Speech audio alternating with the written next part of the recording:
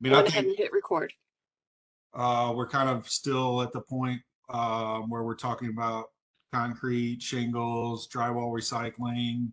I guess still debating on whether we are looking to hire an outside consultant for help with that.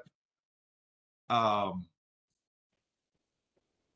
my opinion still is that I think if we can, before we look at hiring a consultant, I really think that there's a lot of work that could be done in-house um, through through Louisville procurement uh, to try to facilitate the shingle recycling and possibly even more of the recycled concrete material for different uses throughout just the city. And I think um,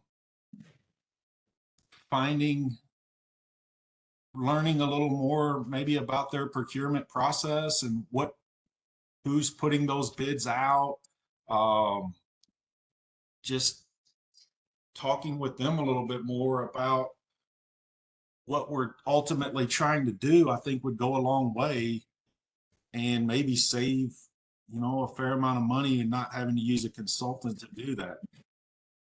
I, I agree, Adam. I think we met at our last meeting, and I think we had a quorum issue, but we did uh, go into the advisory committee, and Becky did make her presentation from Zebra, and I think after that meeting, it basically come to the conclusion that we do need to work internal, that we would create a subcommittee that's kind of works on construction and demolition material and bring in some of like Cedra to be a part of that. And maybe some other stakeholders that would include people from procurement or the city or the people that write those specs. So based upon that, I went back to our director and she has had some conversations with a few people and she will be also meeting, I think next week or this week with some of those folks. And then we're going to try to marry everything up to come up with that full committee. And I know that part of that has, and we're thinking that we're talking about the same person, Mr. Wood from the Asphalt Association of Kentucky. And, we've worked with them once before and trying to bring all those people together. And I think that maybe we're going to finally start to get some traction on it in participation from Metro side on the procurement and putting some of this stuff out. So I believe that we're going to get some traction on that. So it would really be my recommendation that we form a separate subcommittee that focuses on C and D, and we continue our work on the other contracts as far as this committee goes. I'm good with that. And I mean, I'd be all for being on that additional subcommittee. Well, we would hope so. Yeah. Yeah. Um, yeah, again, I think that there's a whole lot of progress that could be made through that. And again, I'd be interested to hear, if they had objections or um, reasons they didn't feel like it would be a good idea or any, just even just to start kicking the subject around and see what feedback they would have. Because I still think even if let's say you get Metro on board and they come up with a mixed design that includes a responsible amount of recycled shingles in that mixed design, there's still going to be a process of taking that mixed design to the different asphalt plants and kind of saying, hey, what's it going to take for you all to produce this? So there's still quite a few steps to get to the process to where I think something actually happens. But I think that's the right track to get to where you ultimately would need to be with something like that. So I don't think it's something, you know, that they would just say, okay, great, throw them in there and it happens overnight. I think there's still quite a bit to be done there. You know, Adam, it fell out of favor fairly quickly. And I think that it can probably fall in favor relatively quickly too, uh, once we reach a breaking point in this discussion. And I really do believe that if Metro starts to do that, that we can show it that it's working for us. And then where we might need some additional help is in the trying to get it to the Kentucky State DOT and their RFP process.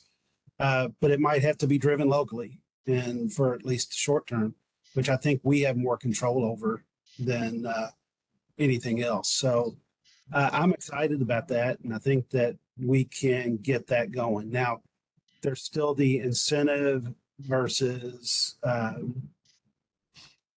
regulation method. And I think that, you know, most people here tend to want to go the incentive route first to see if we can't do it that way.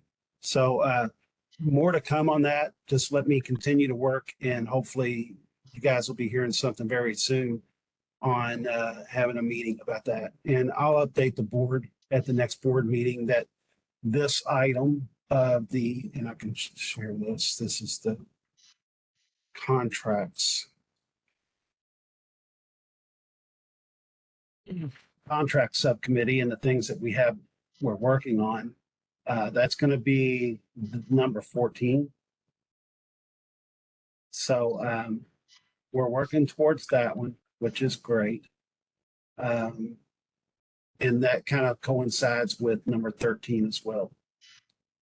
And just to update you guys, the capture rate studies RFP has came back today. We had 2 bidders. One bid on the bid is like a sales pitch of something else other than a capture rate study.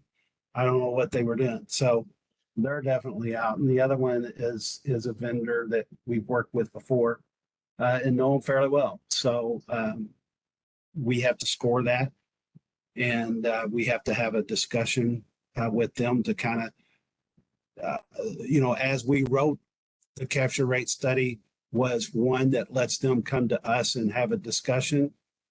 I think that that's worked. So the scoring team will have to set up that so that we can have that discussion with them. And then we decide where we want to go. But that's moving forward, which is a great thing. And I feel like that we're fairly close on getting something there. They gave a timeline. And Karen, I read this fairly quickly today. Their timeline was more like a 6-month time frame to be able to make this thing work. So I don't know that we can share that RFP with anybody yet because it has not been scored, but we will soon. And I think I'm hoping that we're going to have something that we can start to get to work on. I think that's going to really help our education committee. What does that mean, Pete, scored? Like, I don't understand what you mean. So when an RFP goes out, you have everything that has to be met on, you know, that the bidder has to meet all these things.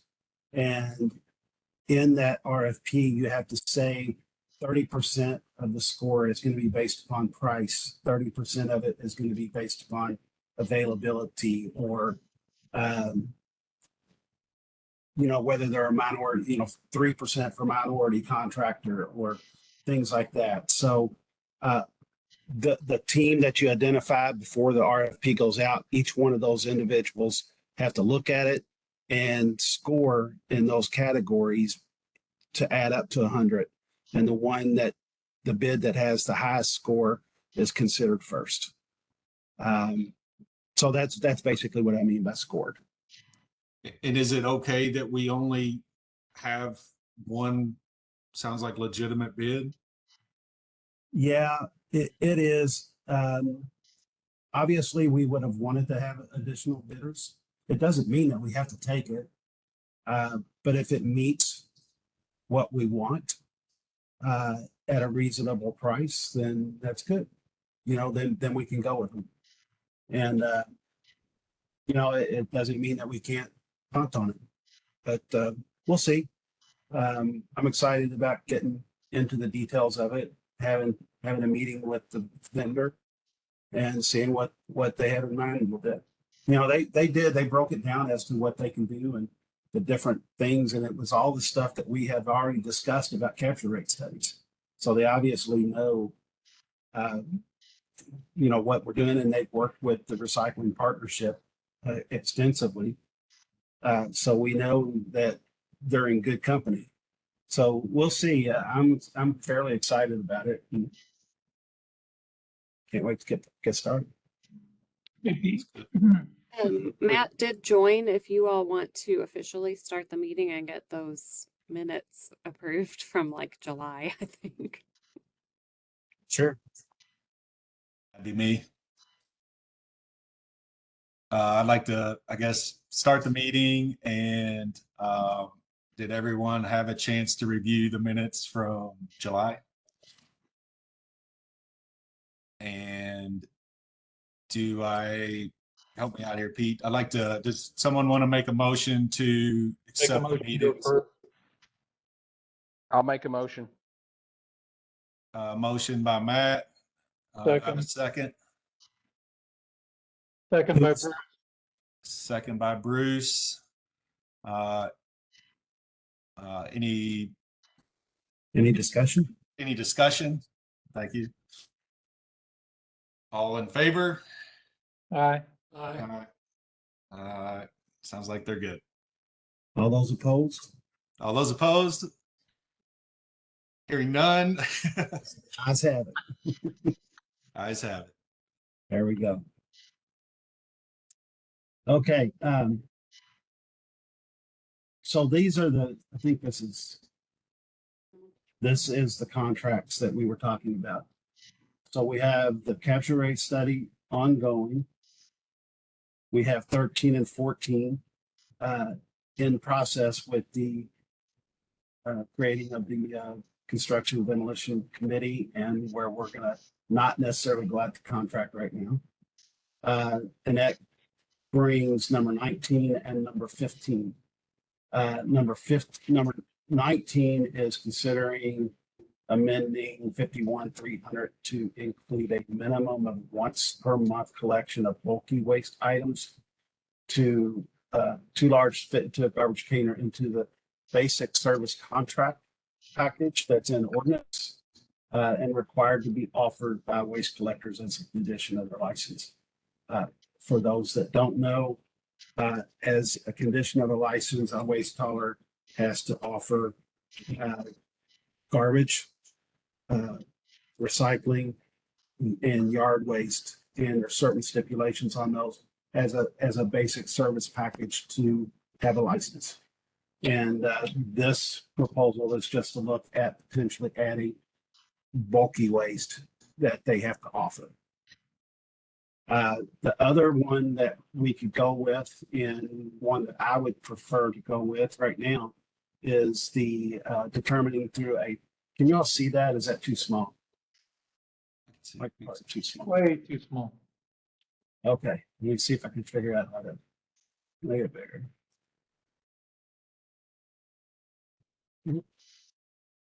That's not it. There it is. Better? Yes. Okay, so this one's the one related to the unincorporated and uncontracted areas of the solid waste management area, where we are to try to get a trusted set of facts to see if changing from multi-hauler subscription-based collection to a single hauler contracted collection zones would provide service levels on par with the rest of the solid waste management area. This was discussed extensively during the development of the 5-year solid waste management plan.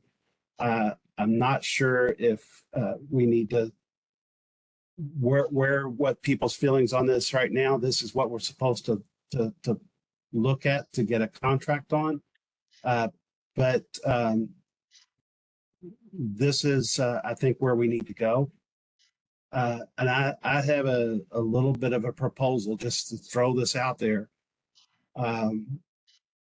as an maybe a slight alternative to doing this. Is everybody ready? Has everybody been able to read this? I've read it, Pete, and I still barely understand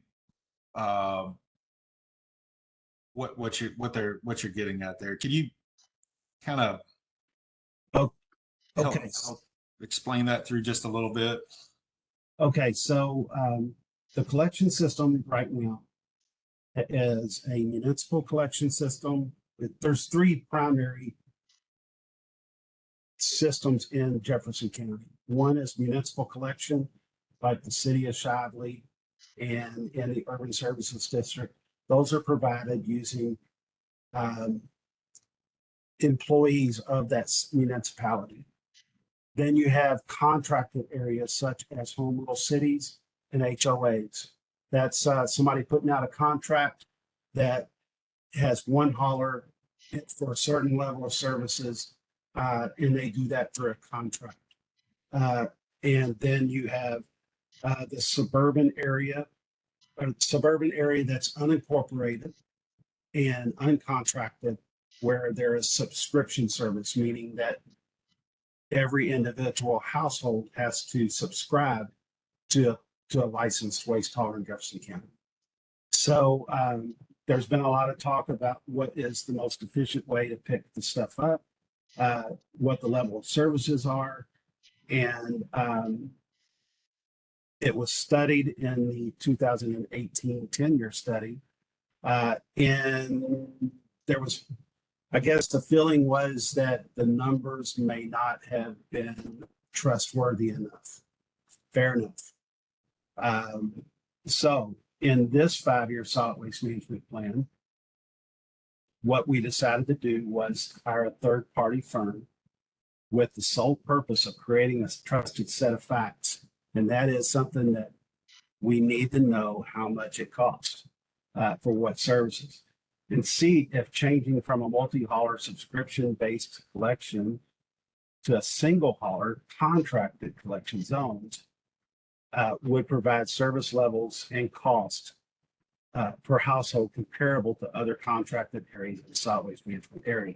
So we just want to see if the people that are in subscription areas, what their level of service is and cost is as compared to home rule cities and urban services district. So, and we also wanted to determine if, to the extent possible, any potential community benefits or detriments of creating a single hauler contracted collection zones in the current multi-hauler subscription areas. The thing that we said was the third-party consulting firm will be determined by a request for proposal designed by the Waste Management District Board and through its committees. The reason that we wrote this the way that we did is because stakeholder input is imperative if we want to have a trusted set of facts. The third part was that the consulting firm should consider existing service levels and cost per household at the zip code level. It would be followed by an impartial recommendations for improvements for residents in future 5-year solid waste management plans. So in other words, we need to know how much it costs all across the county. And we need to look at the type of collection system is there and determine if there can be improvements made to that subscription-based area. So I understand that this is a controversial thing, but I think it's an important thing that we need to do. So does anybody else have any questions about what the wording is and what it means? Did that answer your question? Yeah, sort of. Let me just, so we're trying, of the 3 different options. You have three different, I guess, waste removal things we have in the city. We're trying to get a firm number on each different way to find out who's operating most efficiently. And if so, like the areas that have individual subscriptions, maybe looking at putting them into a one hauler to take care of that certain area where now they have options to use different haulers. Yeah, in a sense, yes, but this isn't making that conclusion. We're gonna let the data drive the conclusion and everybody can have their own conclusion, but at the end, before we can make a decision like that, we have to have facts that everybody trusts, that it was done above board. And everybody can trust the method in which it was done. That's what this is supposed to do, is get our trusted set of facts so that we can have that discussion. And everybody agrees with these. So that's what this is about. And it's not necessarily to see who's doing it more efficiently. It's not about who, it's about the system. And because you have the same people hauling in these subscription areas as is hauling in these home rule cities. And so it's not an indictment on any individual hauler. It's not. It's the system that we're looking at to see which one is more efficient. And that's kind of what we're going for.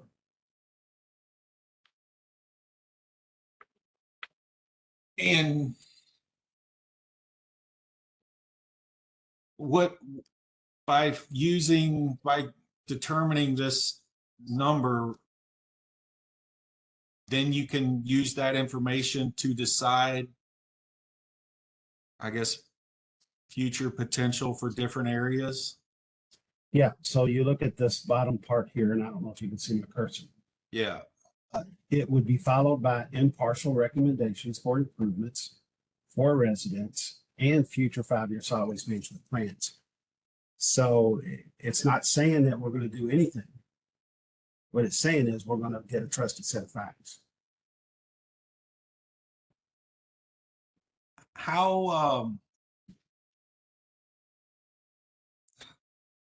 what percentage, just a ballpark, like what percentage of the area is I'm trying to think what you would call this, where someone could seek out their own waste hauler, Subscription. subscription based? What just the- ballpark? It's 42% of this is 42% is unincorporated. Now there's some HOA in there. So you subtract there if they're already contracted. Is subscription, you have 18% that is home rule cities, and you have 40% that is urban services district. Okay. So honestly, the unincorporated area surprisingly is the largest. It's a pretty large number. Okay. I think I follow now, or I think I understand what we're trying to determine there. So the reason that we've done this to try to get it to the zip code level is because there's a lot of factors go into the cost of delivering services. One is density of the households. How far do you have to drive between each house to pick up the waste? Now, even if you have a same hauler in a very rural area, it's more expensive. You got to drive a lot further. There's less households that you can service in a day. And then, if you have multiple haulers in a denser area, then you still have to drive further in between houses because you're not servicing each house. That could also be a factor. the type of system truck that you have to use. If you're using rear load trucks versus side load trucks, mostly your rear load trucks are used in the urban area because the density is so high. And that means that you have more cost because you have tippers on the back.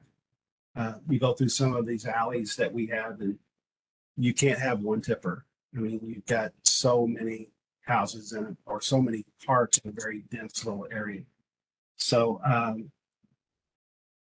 there's a lot of factors that go into this, and the more the finer the detail that we have, the better. So that's why we did it down at the zip code level. I mean, a contractor might come in or a vendor might come in and say, well, we can do it down to this level. Well, so be it. We would have to work through that as we go. But I would kind of like to propose something that somebody suggested to me. I don't know if I'm even proposing it yet, but it's an idea. And apparently it was discussed years ago. Instead of having a third-party firm go out and try to get these as representative samples, you have a third-party firm work with the private industry to get the data and have it, you can almost have it down at the household level. And of course, that third party would have to be trusted, that they're not going to share that information with anyone. And all they're going to do is give generalities to the level that we need about what the cost is for a particular area for what particular service. I don't know if the private waste haulers would be amenable to doing something like that. But honestly, it would be the fastest and probably the cheapest way for us to come up with the facts. And it would probably be the most accurate. Not that I don't think that using sampling isn't accurate. I think it is, down to however many samples that you take, down to 4% or so, plus or minus. So what is anybody's thoughts on something like that, to do it go in that direction?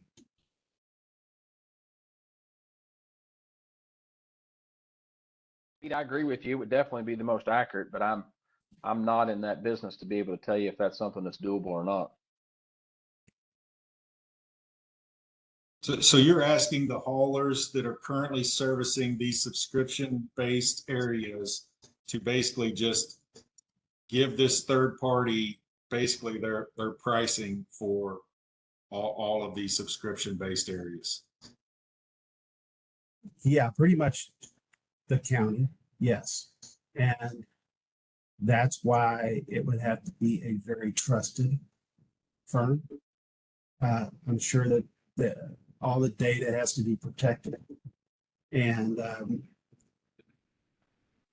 wiped of any individual hauler or address. They would basically take the information and put it into a data set, and you have generalities that this area is this amount, this area is this amount, this area is this amount. You marry that up with the housing density and a lot of different factors, as many factors as you can. And it tells you what the cost of services are for an individual area as best as you determine.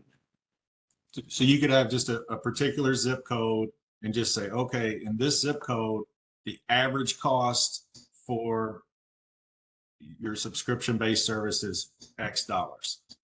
And in that zip code, you could do like this many, I don't know, this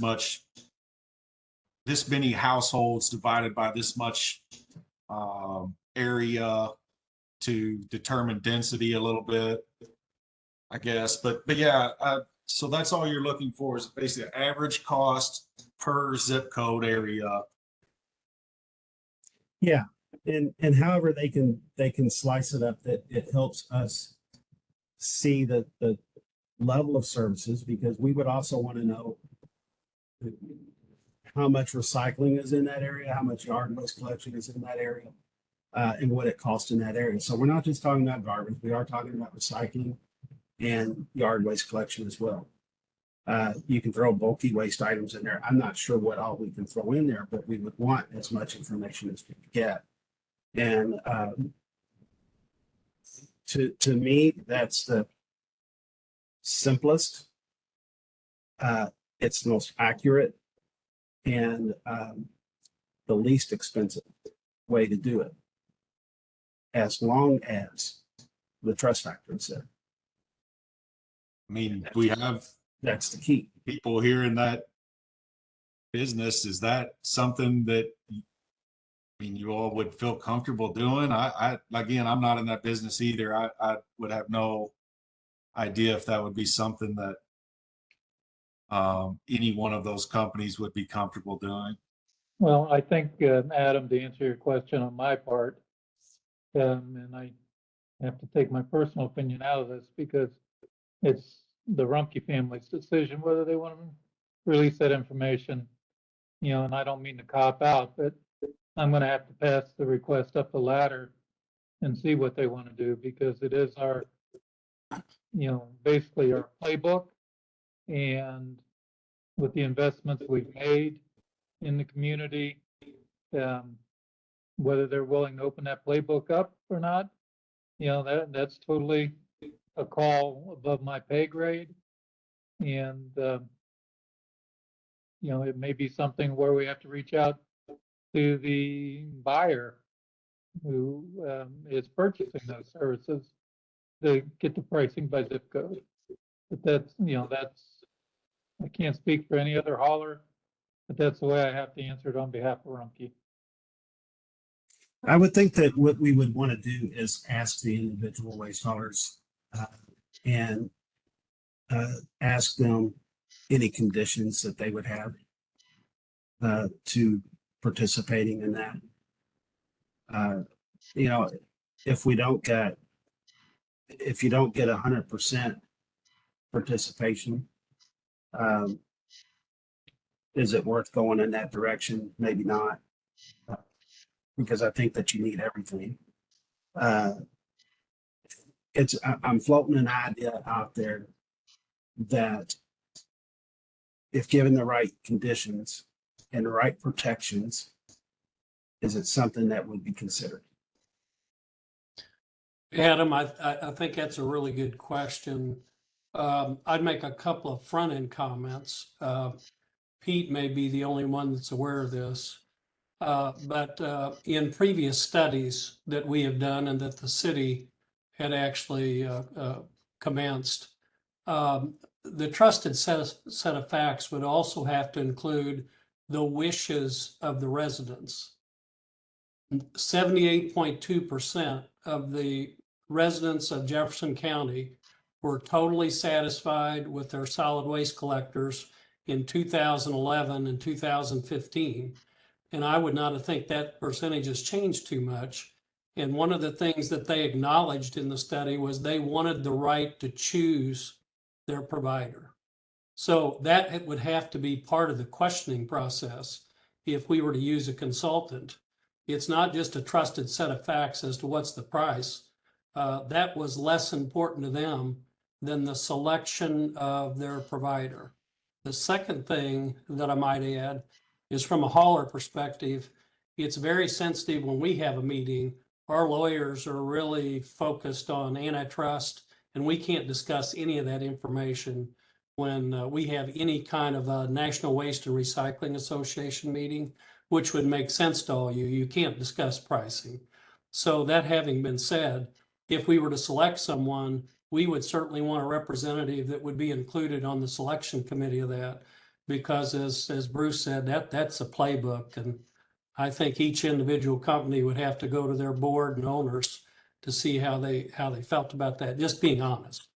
I mean, that is very sensitive information. So I just bring those comments up at this juncture because I think those are important in the assessment as well as what our residents want. I mean, that to me would be the number one question that I would ask. And Brian, yeah, I've read the study that was done. I know you have. Merger 2.0. I disagree with some of the way that that was done because there wasn't a trusted set of facts that people could look at and compare. Yeah, I could be happy with my services, but if I don't know what everybody else is getting, maybe I'm not so happy. If I'm paying double what everybody else is. So I think that while opinion and feelings are very important to this, and I don't disagree with that whatsoever, I think that we have to have a trusted set of facts before we go out and do that. And And I just think part of that trusted set of facts would be, what do people want? Because I would have read that study, I think, differently than you just described. I would have read the study that the number one concern of the residents that were interviewed was individual choice. yeah, and we can provide that study to everybody and Yeah. the different Yeah. things that come from it. It Yeah. wasn't, there was a lot of people in the open-ended questions that had concerns as well. And they wanted services like free, like everybody else. And, you know, anytime you have open-ended questions, you get anything and everything. So I guess everybody would have to look at that study and come to their own conclusions. I don't say that that study is not important. And when we wrote this for the 5-year plan, we did not put that in there.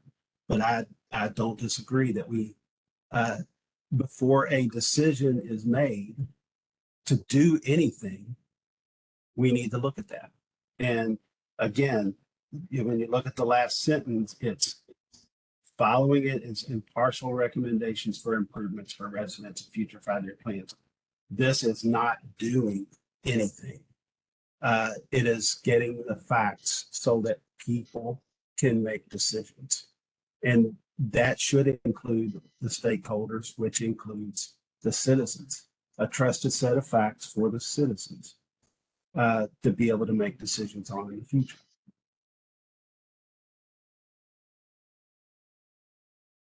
So, and to go back to the concerns about antitrust and a lot of that stuff, I get it to a certain degree.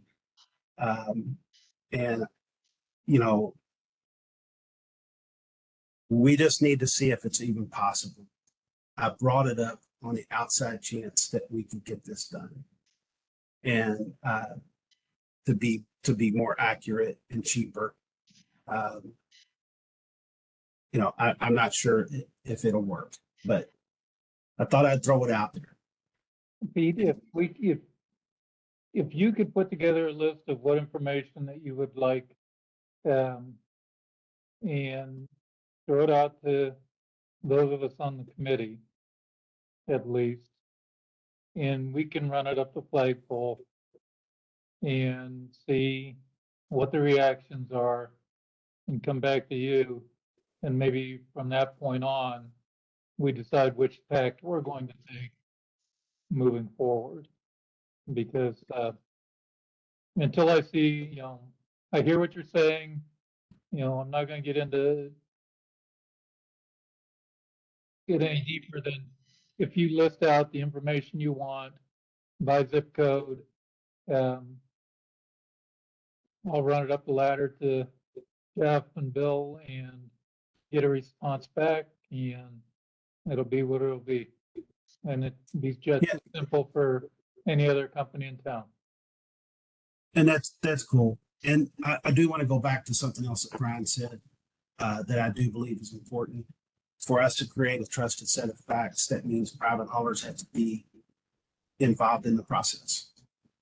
And if we're talking about doing something like this, there has to be this give and take that Bruce is talking about. We need to come up with, hopefully as best as we can, what would be satisfactory to the private waste haulers as far as information sharing and how it would be shared, and any of the concerns that they have, how that would have to be addressed. And then at the end of it, if we come up with this is what it is, and they agree to it, will it still meet the intent of number 15? And, that's a back and forth. It's not everything that I write down on a piece of paper. There needs to be a back and forth about what is acceptable for us to get there. And 100%, this has to involve everybody, or it won't work. If it's not trusted at the end, it's not going to work. So I'm just throwing that out there for people to start that consideration. Bruce, I will try to get a starting document for something like this on what kind of information that we would need. But I don't want it to be that it's the hard, fast, no, we're not going to do that. I want it to be a give and take. Well, trust me, I won't even make that phone call until I have something to send to them for review and consideration. So, it's not like we're gonna, put bumps in the road before you even get the document to me. Yeah. Want to give it a fair shot and fair consideration. But I did have one other question, if I could change tax on you one bit. When Becky gave that presentation, which I thought was well done last week or 2 weeks ago, I did some research, and WM started a construction demo recycling center in Nashville back, I believe they announced in May of 23. Have you spoken with anybody from WM with regards to the success of that construction demolition debris recycling facility they put in Nashville? I have not. And if is Andy? He's not. I'll reach out to Andy. And I think at that meeting you brought this up, and I think the track that they was taking was a incentivized track instead of a regulatory track. Correct. And we were also interested in how they were doing that. And I'm sure that the city of Nashville and WM are a part of that, because it can't be just one side. So that is something that, yes, we do need to investigate. Yeah, I was curious whether there was any information if you had spoken with Andy or not. So, because I believe Andy covers Nashville as well, so he may have some insight that he's allowed to share with regard to that. So, didn't mean to get off your main focus there, but I did want to get that question out amongst the group. No, thank you for reminding me of that. And that is something that was of interest to me. So we'll see if we can't get that done. Okay. Pete, I have a question on the subscription-based areas. Who or what determines how you fit into an area, and then who or what would determine if an area would change from subscription-based to something else, to one of the other two options? Well, well, let me say your first part of the question again. Who determines what is a subscription-based area, and then who determines changing something from a subscription-based area to one of the other two options? Okay, so nobody really says that this area is going to be subscription. Everybody started off subscription at one point, or they had no service. Okay. And then you had municipalities that sprung up, or HOAs that sprung up, that decided that they wanted to contract their services for one hauler in the area. And so that's what they did. And a lot of that was taking place. HOAs followed suit, and they've been doing that. And what's left is subscription areas. It's just that it hasn't been contracted yet. So it's not like somebody decides that it's going to be a subscription area. It's a subscription area because it hasn't been contracted yet. Right. The second part is who decides whether or not that's going to be contracted, or what is going to happen with it. It's a good question. If after we develop a trusted set of facts, and if somebody feels strongly enough that they need to do something, then you have to determine what is that something that you're going to do and how are you going to set it up. And there's a lot of different ways to do that. Something that there's a lot of other communities that have struggled with this over the years that you can look to. And, I'm not ready to go down that road to make that decision. All I can tell you is in this 5-year plan, our goal is to get a trusted set of facts in which people can work from. And that's Would it be helpful to the committee? I'm assuming that the trusted set of facts are negotiable among the people on the committee. What are those trusted set of facts? Could you provide what you view would be the trusted set of facts that you're referring to? It's what this committee believes that the trusted set of facts are. Okay, so those aren't predetermined. No, absolutely not.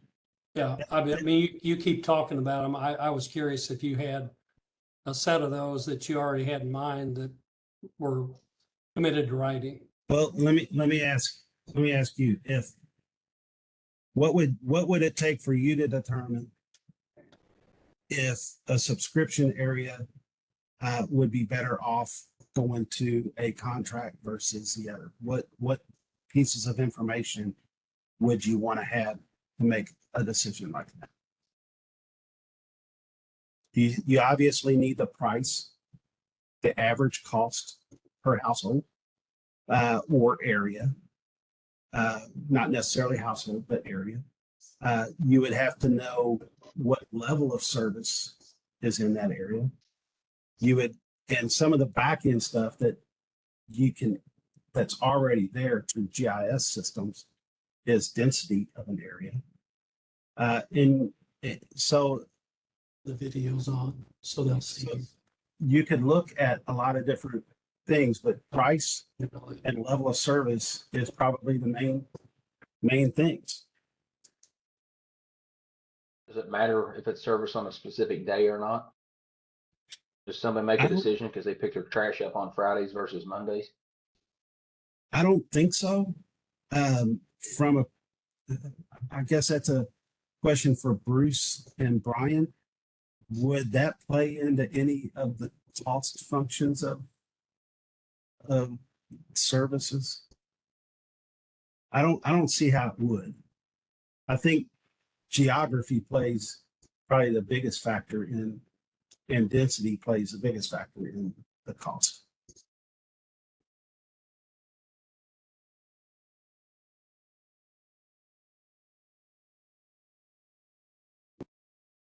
So, I mean, if do you guys think that that the day of service is important in determining that, Brian and Bruce? Yeah, the logistics and the utilization of capital equipment would enter into the day of service. Yes, for sure. So assignment of equipment in certain areas on certain days are part of the assessment that we would make operationally. You know, Well, that does enter into cost because you got a return on investment there. Brian, my question more was,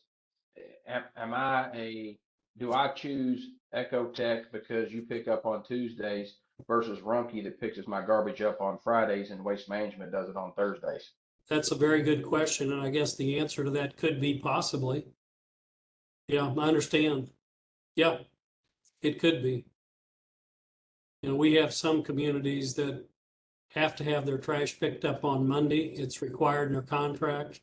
We have others that are Friday. And I'm assuming that it's in their specification for a reason. So it's a good question, Matt. So do you see that in subscription areas or just in contracted areas, Brian? To where somebody is saying I have to have mine picked up on Well, Tuesday. typically both. I think it'd be more substantial in contract areas. But normally we do get asked, what day do you pick that up? What day do you pick up trash? Day do you pick up recycling? What day do you pick up yard waste? And particularly if they are on different days, which from time to time does happen. If somebody said in an area that you have very few homes and you do everything on a Friday, and somebody says, well, I have to have it on a Monday, are you gonna say, well, we can only do it on Friday? And Yeah, you would. they're gonna be their decision at that point. Yeah, So- you would. Yeah. But if it's a contract, that may play into it. Obviously, you don't want your trucks to service the entire city on the same day and be everywhere every day. You want to work your resources within a smallest area as you can. Well, I guess that would be a support for choice again. You know, people would make a decision if you had 3 people on the street on different days, maybe another day suits them best and they make that decision based on choice. So the trusted set of facts would be, what day can you pick up my trash? Well, I have that written down. I have day of service, I have cost, service level. What else would be part of the trusted set of facts? Do people care if you have like, you provide a bin for them to put their trash in, or if they have to use their own trash cans? I don't know if that makes a difference or not. They do, and where the trash is collected is sometimes paramount. Is it collected at the curb? Is it collected at the side of the house? Is it collected at the back door? You know, what's the point of collection, which would be part of that.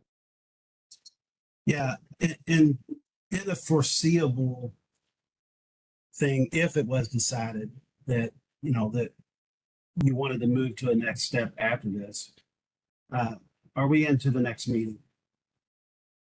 Almost. Yeah. Almost. So, I might have to jump over. okay. If somebody was decided to say, hey, we decided that we want to contract this, whoever that may be, and however they want to do it, it is how you need to do it. And it could be that you bring in those considerations of days to match your operational capabilities. But it also could be a basic level of service. Some people may choose you build it to where if somebody says, well, I need backdoor service, well, they can pay extra for backdoor service. You can't not allow people to have that flexibility to say, I want this extra. You have to have a base level of service. And then people can add, I want 2 pickups a week. Well, it's not in the basic service package, but you can still pay for that on your own. Anyway, there's a lot of different ways that it can be set up, but we're not even close to being there. We're just trying to get a set of facts to make decisions on, to allow everyone to make those decisions.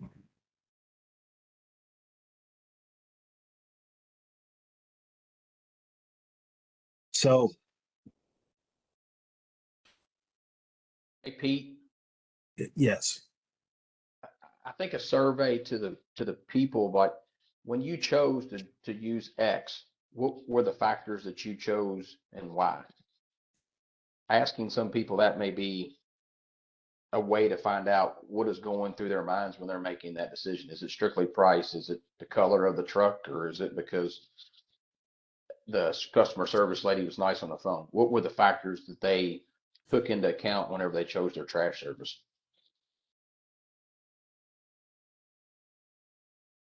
okay. So like a pre